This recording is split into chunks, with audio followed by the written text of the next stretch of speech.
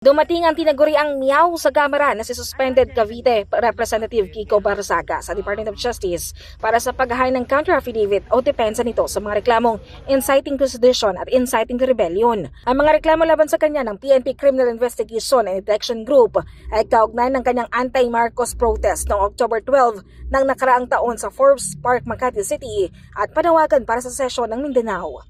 Umaasa ito na mababasura ang mga naturang reklamo dahil bahagi lamang daw ito ng free speech habang wala namang nangyaring karahasan sa protesta. So are you hoping ma-dismiss po itong complaint? Well, possibly, yeah. It's better for me if it's dismissed. But regarding if it ever reaches court, then we already have prepared our legal. Are you confident? Well, it really depends on the justice system. The problem with law itself and the way these cases go is that there's no actual... You cannot say for certain what result there would be since you do not know the mind of the judges or the prosecutors or everything. Matatanda na una nang naharap sa ethics complaint ang kongresista dahil sa kanyang mga pahayag. Siya lang daw ngayon ang kongresista at mga alagang pusa ang pinagkakabalahan ngayon ni Barzaga habang suspendido ito. Nagkaroon din daw siya ng mas mahabang panahon para sa mga local event.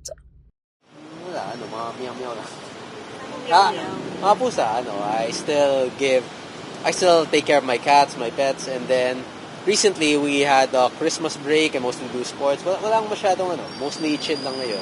Sinabi naman ni Barzaga na nakadepende pa sa mga mangyayari kung mag-iingat na siya sa kanyang aksyon at pananalita sa Kamara.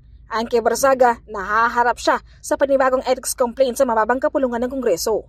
Samantalang matatandaan naman na pagdating sa issue ng panawagan ng secession sa Mindanao, una na ring sinampahan ng reklamo ang kilalang Duterte ally na si Atty. Jimmy Bondoc, pero mariin din itong dumepensa at sinabing ang mga naturang bagay ay bahagi lamang ng malayang pananalita.